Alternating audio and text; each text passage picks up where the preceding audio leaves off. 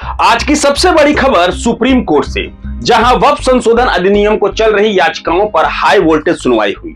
क्या है ये मामला और क्यों है ये इतना अहम, आइए आपको ले चलते हैं इस खबर की गहराई में।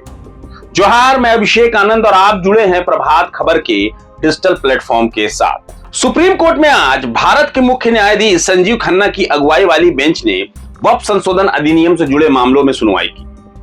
कोर्ट ने साफ संकेत दिए कि वो इस मामले में कुछ बड़े अंतरिम आदेश पारित करने पर विचार कर रहा है, लेकिन बहस अभी खत्म नहीं हुई है। कल दोपहर 2 बजे फिर होगी इसकी सुनवाई। सबसे पहले कोर्ट ने साफ कहा, जिन संपत्तियों को वक्फ घोषित किया गया है उन्हें डिनोटिफाई नहीं किया जाएगा, यानी वक्फ संपत्तियों की स्थिति फिलहाल यथावत रहेगी। ये एक बड़ा कदम है जो इस मामले की संवेदनशीलता को दर्शाता है। कोर्ट उस प्रावधान पर रोक लगाने पर विचार कर रहा है जिसमें कहा गया है कि अगर कोई संपत्ति सरकारी है या उस पर विवाद है तो जब तक नामित अधिकारी फैसला नहीं लेता उसे वक्फ संपत्ति नहीं माना जाएगा। सीजीआई ने इस पर गंभीरता से विचार करने की बात कही है और सबसे चर्चित वक्फ काउंसिल और वक्फ बोर्ड में 2 गैर मुस्लिम सदस्यों की अनिवार्यता। कोर्ट इस प्रावधान पर भी रोक लगाने पर विचार कर रहा है। यह मुद्दा पहले ही काफी विवादों में रहा है और अब कोर्ट का रुख इसे और गर्म कर सकता है। वहीं सरकार की ओर से सॉलिसिटर जनरल तुषार मेहता ने कोर्ट से गुहार लगाई कि कोई भी अंतरिम आदेश देने से पहले उनकी बात सुनी जाए। कोर्ट ने भी माना कि प्रतिवादी पक्ष के कई वकीलों को अभी अपनी बात रखनी है।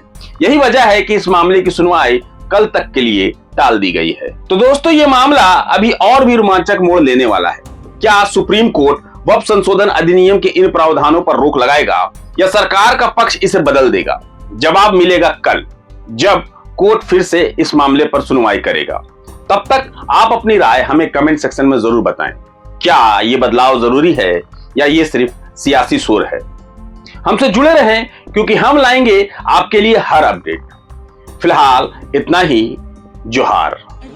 चीफ जस्टिस साहब अपने 2 कुलीग्स के साथ सबकी बातें सुने और हमें उम्मीद है कि हिंदुस्तान के लोगों की जो चिंता है उसको एड्रेस की जाएगी और ये जो बुलडोज किया गया unconstitutional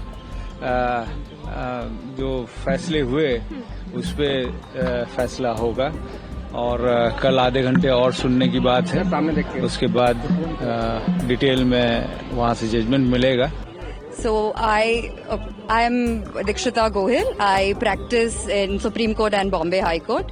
We have filed a petition against the Waqf Amendment Act 2025. We have filed the petition on behalf of TVK, Party President Actor Vijay, and we are being led by Dr. Singhvi.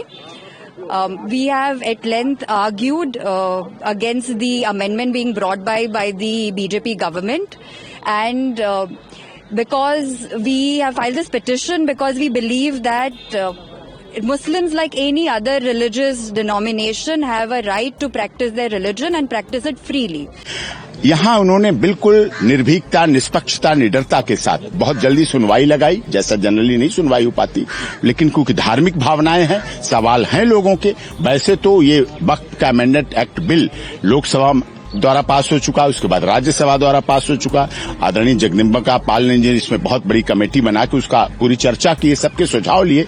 All India Muslim personal law board ने भी दिया, देश के महामहिम राष्ट्रपति ने उस पर मोहर लगाई, अन्य राज्यों ने भी मोहर लगाई। वेस्ट बंगाल की अपनी हमारी बहन ममता दीदी जी उससे कुछ नाराज हैं, उनकी आपत्ति है, तो उनकी आपत्ति और ऐसे कुछ लोगों की जिनकी भी आपत्ति है, आपत्ति तो होगी, यही तो लोकतंत्र की परिभाषा है। कोई कहेगा इसमें कुछ गलत है, कोई कहेगा सही, लेकिन ज्यादातर लोगों ने लोकसभा, राज्यसभा और देश के महामहिम राष्ट्रपति जी ने उसको बहुमत से पास किया है।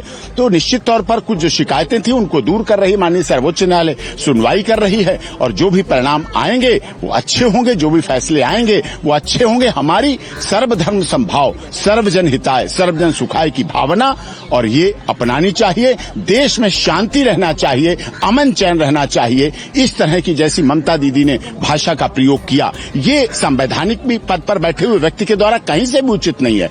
Hearing was commenced today. We started the hearing and the charge from the side of the petitioner was led by Mr. Kapil Sibal, Senior Advocate, followed by Mr. Sanjay Hegde, Senior Advocate, Mr. Rajiv Dhawan and other senior advocates And from the indication that we got from the bench, the bench was considering passing ad interim injunction on certain provisions, staying certain provisions. However, the hearing will continue tomorrow, and we will hopefully we'll get an opportunity to give a rejoinder to what the state has been saying, and we are very hopeful for a positive outcome. So what was the opinion of the court about your arguments led by... See, it is still, I mean, the arguments are ongoing. The mood of the court keeps on changing. We cannot give a finite answer to this.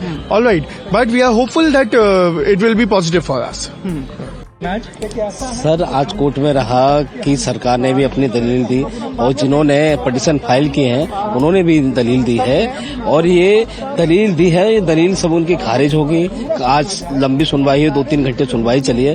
अब कल तक के लिए सुनवाई टाल दी गई है, कल फिर दोबारा सुनवाई होगी इस विषय पे, और मैं मानता हूं कि इन सबकी पिटीशन खारिज होगी, क्योंकि वक्फ बोर्ड बिल में जो भी अमेंडमेंट हुआ है वो संसद द्वारा सभी पक्षों द्वारा, सभी पार्टियों द्वारा वहां पे चर्चा की गई, उसके बाद बिल संवैधानिक रूप से वहां पास हुआ है। उसमें मुझे लगता है कि सुप्रीम कोई हस्तक्षेप नहीं करेगा, उनकी सबकी पिटीशन खारिज होंगी। देखिए, एक जो जुडिशियल प्रोसेस होता है, किसी भी पिटीशन को जब फाइल किया जाता है तो कोर्ट के सामने पहली तारीख पे उस पर एडमिशन के ऊपर बहस होती है, और देन उस पर नोटिस इशू करने के बाद जवाब दाखिल करने के लिए समय दिया जाता है अपोजिशन को, और इंटरिम पे आर्गुमेंट्स होते हैं। तो आज प्रक्रिया जो रही वो नोटिस इशुएंस तक की रही। वहां पे कोर्ट ने आज सुना, बहुत डिटेल में आर्गुमेंट्स हुए दोनों पक्षों की तरफ से। कई पिटीशंस थी जिसमें मिस्टर ओवैसी की पिटीशन थी, अन्य भी कई लोगों की पिटीशंस थी। वहां पे सीनियर काउंसिल सिब्बल साहब ने, अभिषेक मनु सिंघवी ने और हम लोगों ने अपने अपनी पिटीशंस पे बहस की। हमारी पिटीशन बिहार आरजेडी के एमएलए मिस्टर इजहार अस्फी के बिहाफ पे थी, जो कोचा धामन कॉन्स्टिट्यूएंसी से विधायक है। तो कोर्ट ने चूंकि इंटरिम पे आज हम लोगों ने प्रेस किया कि इंटरिम रिलीफ के तौर पे कुछ चीजों पे स्टे होना चाहिए, कुछ प्रोविजंस पे, तो कोर्ट ने उसके लिए कल की तारीख मुकर्रर की है, और कल 2 बजे दोबारा इस पे सुनवाई होगी।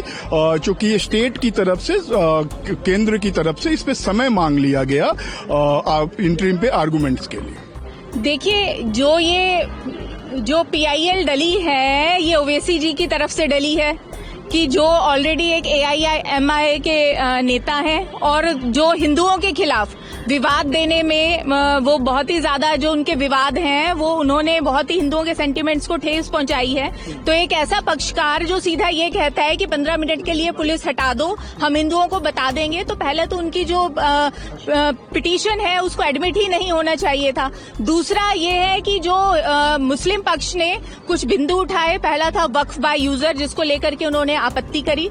दूसरा ये था कि भाई जो वक्फ बोर्ड के जो नए बोर्ड और ट्रिब्यूनल अमेंडमेंट के बाद जो गठित हुए हैं, उसके अंदर जो 2 नॉन मुस्लिम्स को जोड़ा गया है, उसको लेकर के उन लोग को आपत्ति थी।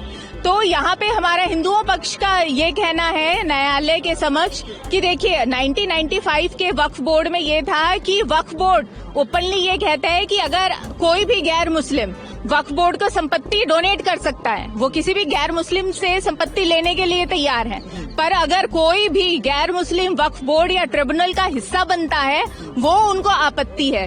तो इस चीज को लेकर के उन्होंने मुद्दा उठाया, जो हमारे अधिवक्ताओं ने, हमने उस चीज का पुरजोर विरोध किया। उन्होंने पूरी कोशिश करी कि आज स्टे लगे, तो उसमें भी वो नाकाम रहे। दूसरा, माननीय दिल्ली हाईकोर्ट के समक्ष भी बहुत सारी ऐसी याचिकाएं पेंडिंग है जहां पे पहले पिछले वक्फ बोर्ड को चैलेंज किया गया है। और दूसरा जो सबसे बड़ा बात यह है कि जब कमेंट्स में जजेस ने कमेंट में ये भी कहा कि एक समय में दिल्ली हाईकोर्ट की प्रॉपर्टी को भी वक्फ बोर्ड कह करके क्लेम किया जा रहा था, तो उस चीज को लेकर के हमने आपत्ति उठाई है, और हमें पूरी उम्मीद है कि जो अमेंडमेंट्स हैं वो सरवाइव करेंगी और स्टे नहीं लगेगा। प्रभातखबर.com, विश्वास वही, रफ्तार नहीं।